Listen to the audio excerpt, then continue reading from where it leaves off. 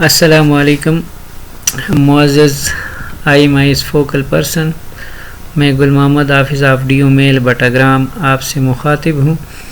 इससे पहले step 1 SSR का स्टेप 1 हमने तफसील से पढ़ा कि कैसे स्टेप 1 में स्कूल की बेसिक इंफॉर्मेशन फिल किए जाते हैं, और अब हम स्टेप 2 की तरफ जाते हैं, स्टेप SSR के स्टेप 2 पे।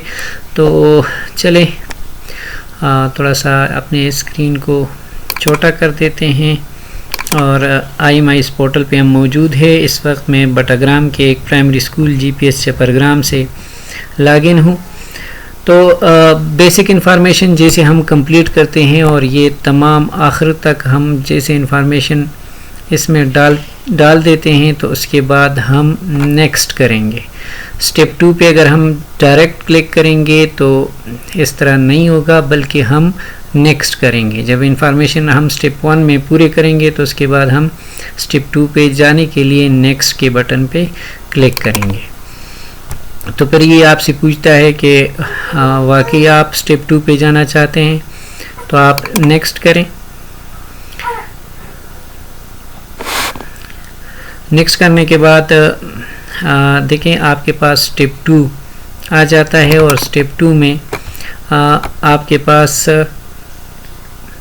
जो स्कूलों की सैंक्शन पोस्ट हैं, सैंक्शन पोस्ट डिटेल जो है वो आपके पास आपके सामने शो हो जाता है। इसमें एक बात याद रखें, अगर आपका IMIS मॉड्यूल में स्कूल प्रोफाइल में स्कूल सैंक्शन पोस्ट अपडेट हो तो यहाँ पे आपको किसी काम करने की ज़रूरत नहीं है, बल्कि सिर्फ चेक करेंगे आप। और अगर आपका IMIS अपडेटेड नहीं है तो फिर आपको डेफिनेटली इस पे काम करना पड़ेगा। तो जब आप काम करेंगे तो सबसे पहले ये जो पोस्टें मौजूद है आप इसको चेक करेंगे, क्या है आपके पास कौन कौन सी पोस्टें मौजूद हैं। प्रिंसिपल की पोस्ट मौजूद है नहीं है, चूँकि इस वक्त प्राइमरी की लागन स्कूल से मैं लागन हूँ, तो लिहाजा इसमें जो वही डेटा शो होगा जो आपके पास जो इस प्राइमरी स्कूल में मौजूद है। और अगर हमारे पास एक बड़ा स्कूल हो तो डेफिनेटली ये नंबर जो है वो इंक्रीज़ कर जाएंगे। तो एनीवे इस वक्त हम एक प्राइमरी स्कूल से लॉगिन है, और इसमें जो कि प्राइमरी स्कूल के जो जितने स्टाफ इसमें मौजूद है तो इनका डेटा शो हो रहा है। मिसाल के तौर पे यहाँ पे आपके पास चौकीदार की पोस्ट BPS 3 का एक पोस्ट है और वो फील्ड है। अगर ये ठीक है तो आप खाली इसी तरह छोड़ देंगे। इसी तरह फिर उसके बाद SPST BPS 14 की 3 पोस्टें हैं और तीनों फील्ड है। अगर ठीक है तो आप छोड़ देंगे।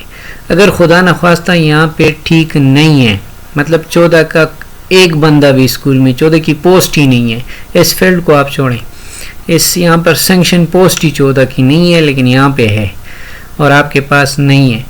जब नहीं है तो आप उसके आगे यहाँ पे चेक लगा देंगे। यहाँ पे लिखते हैं, यहाँ पे क्या लिखा है देखें, इनकरेक्ट पोस्ट। अगर गलती से इसमें पोस्ट पहले से शामिल है तो आप यहाँ पे सिर्फ उसके आगे चेक लगाएंगे।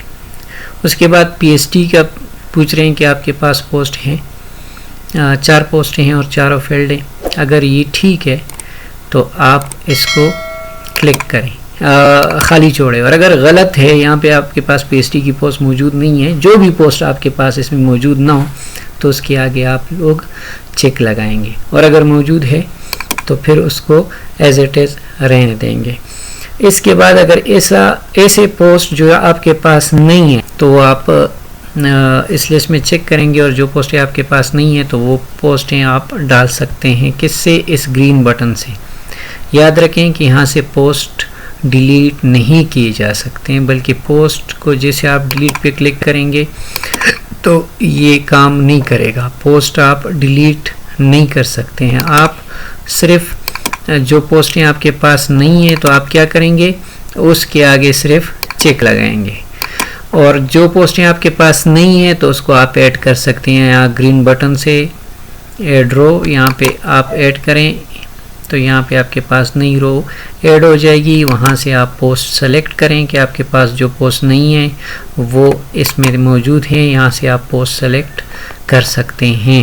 मिसाल कि यहाँ पे हमारे पास प्रिंसिपल की पोस्ट है, तो हमने यहाँ पे प्रिंसिपल को सिलेक्ट किया, PPS20 की एक पोस्ट है, ठीक है, पोस्ट हमारे पास एक है और वो फील्ड है, ठीक है। इसी तरह यहाँ पे भी अगर आपके पास 3 पोस्टें हैं, 2 फील्ड है तो आप 2 कर दें। यहाँ पे आपके पास PST की अगर एक पोस्ट है, मिसाल की आप सेक्शन 1 हैं, आप 1 कर दें और फील्ड उसमें नहीं है, खाली है, तो आप यहाँ से एडिट कर सकते हैं नंबर ऑफ पोस्ट आगे से, फील्ड भी और सेक्शन भी, ठीक है। तो इसको, और अगर आपसे गलती से यहाँ पे कोई पोस्ट आपसे गलत हो गए और आप इस पूरे जो आपने चेंजेस किए उन पूरे चेंजेस को आप रीसेट करवाना चाहते हैं, शुरू से करना चाहते हैं, तो आप इस रीसेट बटन पे क्लिक करें। तो ये आपसे पूछेगा कि आप वाकई रीसेट करना चाहते हैं, यस किया तो वो जितनी चेंजेस थी वो चली गई, ठीक है।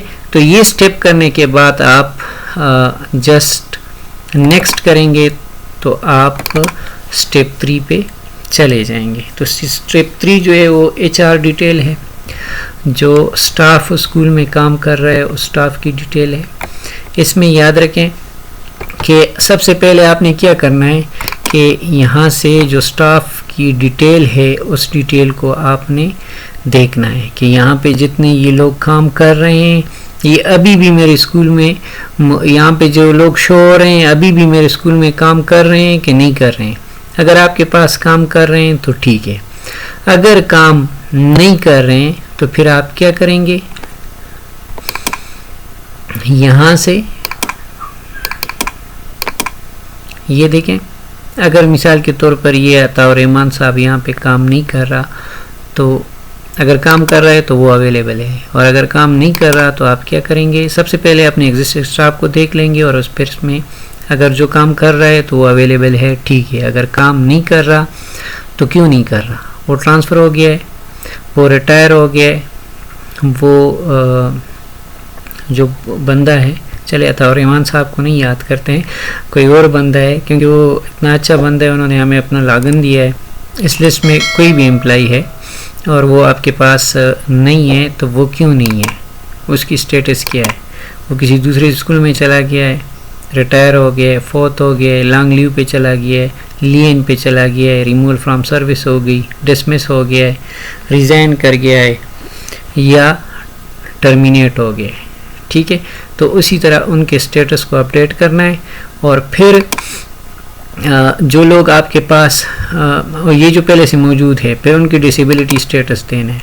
अगर उसमें से कोई डिसेबल नहीं है तो नो करना है, और अगर डिसेबल है तो आपने यस करना है, और यस करना है, और फिर आगे क्या करना है, वो डिसेबिलिटी की स्टेटस बतानी है कि वो डिसेबिलिटी कौन सी, किस किस्म की डिसेबिलिटी है।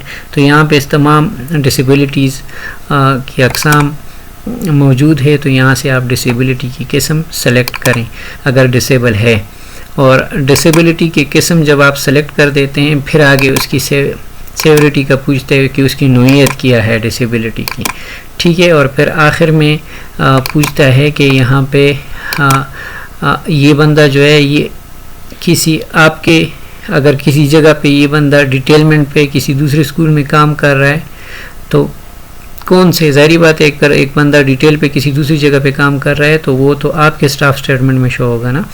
फिर अगर वो किसी दूसरे स्कूल में काम कर रहा है तो किसी वजह से वो स्कूल सिंगल है या वहाँ पर उसकी ज़्यादा नीड थी, या स्कूल में कोई बंदा चला गया है किसी छुट्टी पे और कुछ अरसे के लिए यहाँ से कोई एक बंदा चला गया है, तो उस बंदे के आगे आपने फिर डिटेल में आगे डिटेल्ड स्कूल के जिस स्कूल में वो डिटेल हो गया उसी स्कूल का, उस स्कूल का नाम सेलेक्ट करना है, ठीक है जी।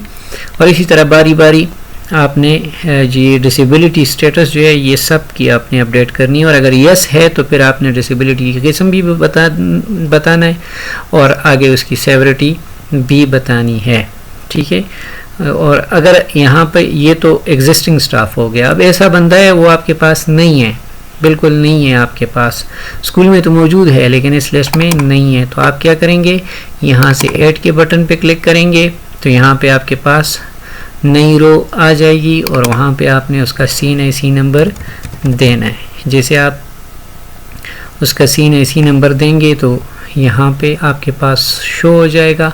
आपने उसका नाम सेलेक्ट करना है तो वो यहाँ पर आपके पास आ जाएगा। आपने सिर्फ उसकी डिजिग्नेशन लिखनी है कि उसका डिजिग्नेशन क्या है, डिजिग्नेशन आपने उसको असाइन करनी है और फिर आगे क्या कहते हैं कि वो क्या है, ये अदर वाला भी आपने करना है। ठीक है जी। यहाँ पे जो हेड ऑफ इंस्टीट्यूट है उसको सेलेक्ट करना है और जो बाकी है उसमें एक EMIS का फोकल पर्सन होगा, वो भी आपने सेलेक्ट करना है और बाकी में सबका अदर छोड़ना है। ठीक है। और सेवरिटी स्टेटस सबका आपने, डिसेबिलिटी सबका आपने यहाँ पे शो यस या नो में उसका जवाब ज़रूर देना है। और अगर आप यस करेंगे तो फिर आगे डिसेबिलिटी की किस्म भी बतानी है और उसकी नौइयत भी लिखना है। ठीक है जी। तो यहाँ तक बस इतना ही, क्योंकि इसमें 2 स्टेप कंप्लीट हो जाते हैं। इंशाअल्लाह स्टेप 4 जो है वो हम नेक्स्ट वीडियो में पढ़ेंगे ताकि हमारी वीडियो बहुत ज़्यादा लंबी ना हो। अस्सलाम वालेकुम।